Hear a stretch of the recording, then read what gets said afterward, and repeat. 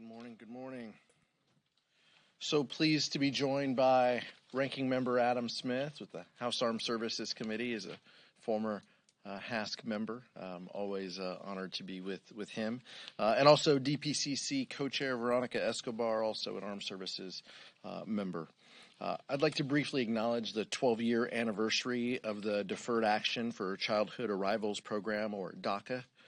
We recognize the men and women brought to this country by their parents and have only known the United States as their home.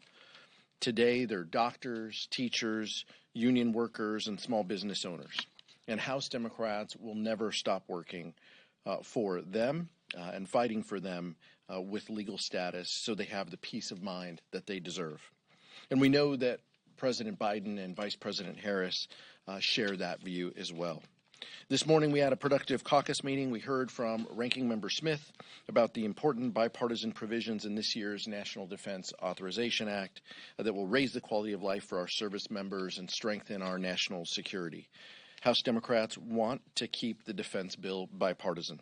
We will not support extreme partisan policy riders that have become a hallmark of every House Republican legislative effort.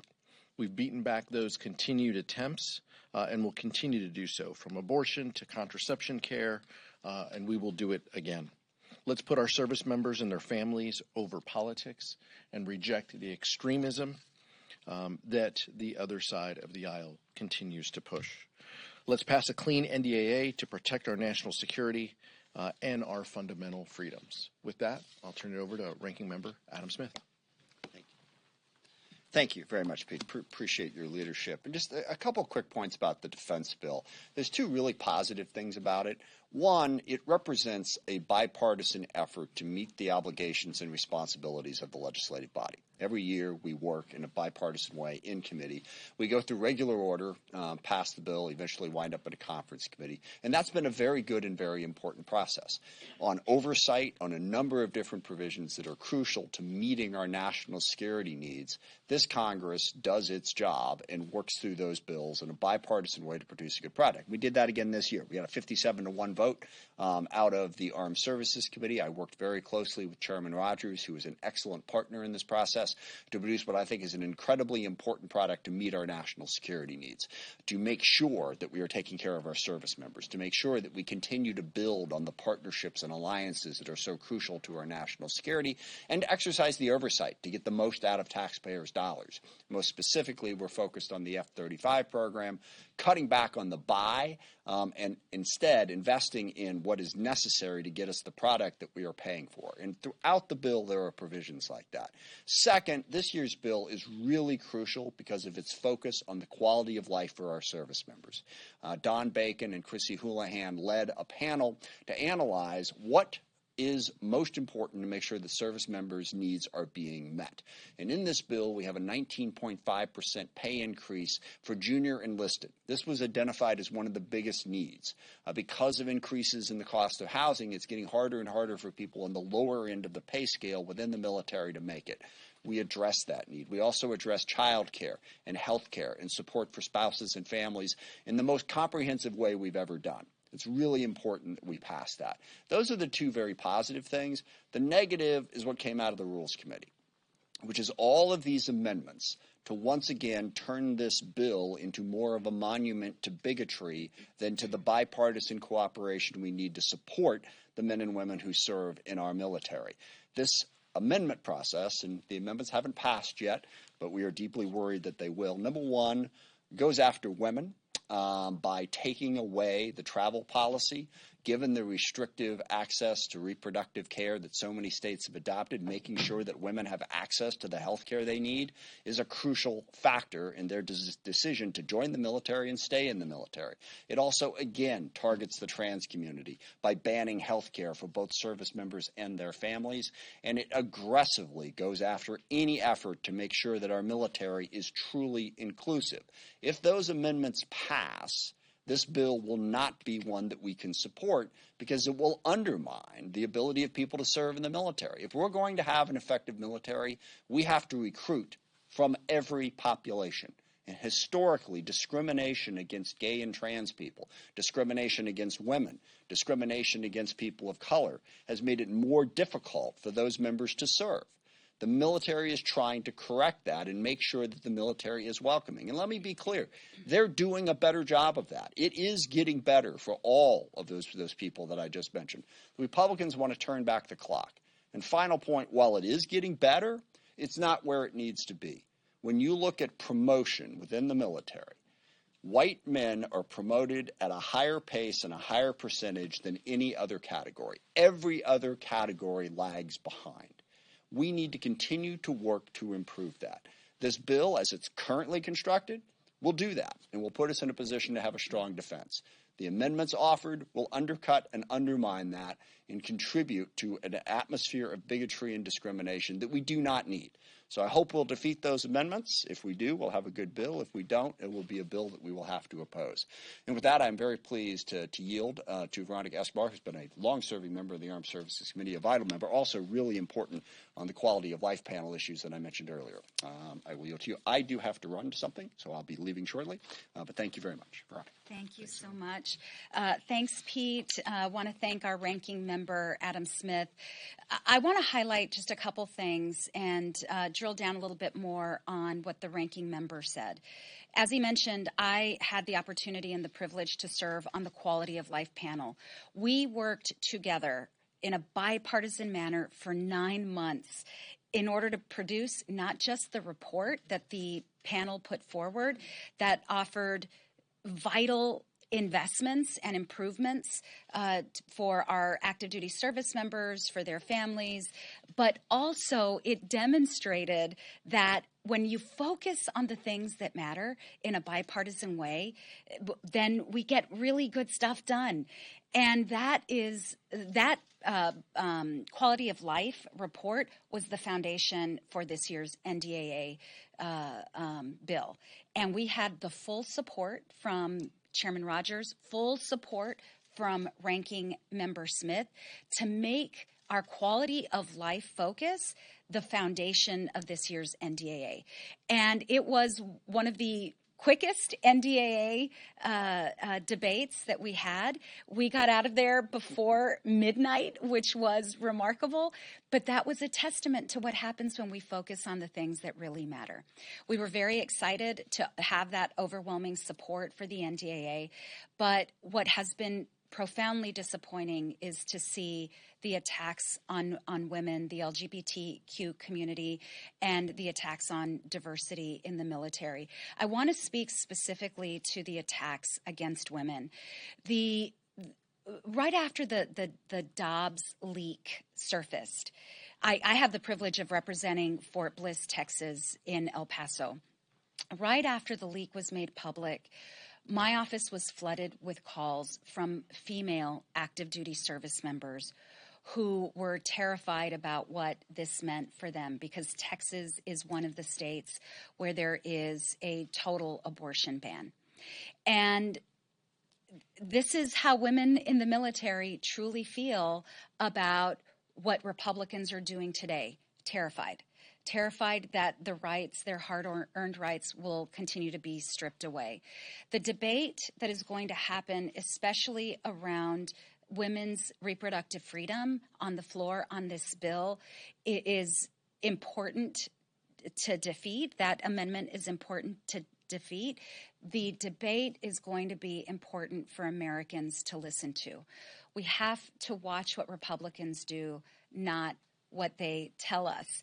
They frequently say that they respect the rights of women, but when we look at what they are doing, specifically through this bill, to women in the military, wanting to strip women of their reproductive freedom, then that is proof of the vision that they have for all women in America. And we will do everything possible to defeat these awful amendments and to ensure that our bipartisan work product is what ends up going to the Senate. And if these amendments pass, it will be a repudiation, unfortunately, of the really great bipartisan work that we did in committee to focus on the things that matter. And with that, I'll turn it back to our caucus chair. Thank you, Veronica. Questions? Max? Earlier this week, we saw the trial of Hunter Biden wrap up. I'm curious your thoughts on that conviction and some of the Republicans, their arguments that there's a two-tiered system of justice seemingly repudiated by the president's son being convicted.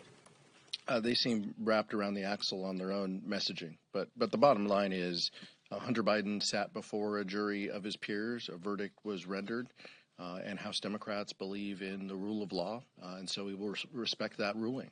I think President Biden's statement on this was very clear from the perspective of a parent who's dealing with someone in their family, and many people around the country have that same feeling, and they've been touched in that way.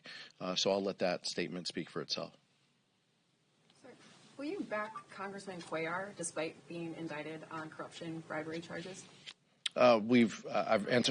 I've answered that before. I've endorsed Henry Cuellar. He's the Democrat on the ballot in South Texas. That hasn't changed. The charges of him and his wife accepting $600,000. Again, it's similar to the last comment. We have a justice system. We need to let the justice system play out. When the justice system has a ruling, like Hunter Biden or like convicted felon Donald Trump, we will respect that ruling. If the justice system yields a verdict and a ruling in that case, we'll respect that as well. In the meantime, he's a member of our caucus and has our support. Nick? Yeah, I wanted to ask about Congressman Perry serving on the Intelligence Committee. As a member of the January 6th Committee, your investigation had touched on his efforts to overturn the 2020 election. Should he be serving on the Intelligence Committee, and would you support a floor vote to try to remove him? I haven't heard of any such effort to remove him from the floor.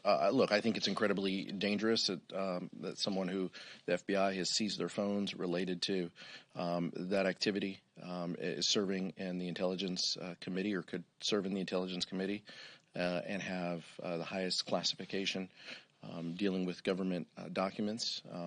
We need people on that committee who respect the rule of law. And I'm concerned that some members on the other side, like Scott Perry, don't. Thanks. Thoughts about Trump coming tomorrow and meeting with Republicans? Is just another, example of House Republicans bending the knee to Donald Trump. He wants them to impeach Joe Biden. They failed at that. Now they're moving on to Merrick Garland. Censures, impeachments. I mean, that's just how dysfunctional the House Republican Conference is. So it's no stranger that they're asking their leader to come talk to them. They will do whatever he asks them to do. That's been very clear. So I don't think this is. I wouldn't put this in the category of being very surprising. But it's nothing that we're invited to. So we'll let them do what they're going to do. Have anything? What? Over the weekend, we saw a pro-Palestinian protest where statues were defaced and a park police officer was assaulted. What do you think the appropriate action should be in response to that? The appropriate action is people should be held accountable for their actions. Every citizen has a right to peacefully protest opinions that their friends, neighbors, and that their government takes, but they cannot trespass, deface, or commit acts of violence against anyone. That is the line, and if somebody crosses the line, they should be held accountable by law enforcement. Back. You. Hi. Thank you. Hi. On the NDAA, I know you were saying that you really want to make sure that diversity and inclusion is recognized in the military, but to take your hands off of the entire bill if those amendments are not passed it's like protecting a smaller number of people to possibly the detriment of a larger group of people. Have you considered that? Have you considered that the entire military could lose, for example, the 19.5% pay increase over reproductive rights? Let me make this absolutely clear. There was a very bipartisan effort to craft the NDAA. There was a bipartisan vote to pass the NDAA out of committee. We are deeply committed to making sure that we provide the quality of life investments and support that we worked so hard on. We don't know what the amendments what amendments will make it into the final bill. So we'll have to wait and see how the debate proceeds. We have to wait and see how the votes go and whether the Republicans who helped craft such a great bipartisan bill and the Republicans who stood with us together on focusing on the priorities that impact our services, we have to wait and see whether they will continue to stand with us in a bipartisan way to protect that bill, or whether they will fold and give in to the extremist voices in their party and allow a great bill to become something that many in the Democratic Party on our side in the House can no longer support. So we'll have to wait and see what the final product looks like.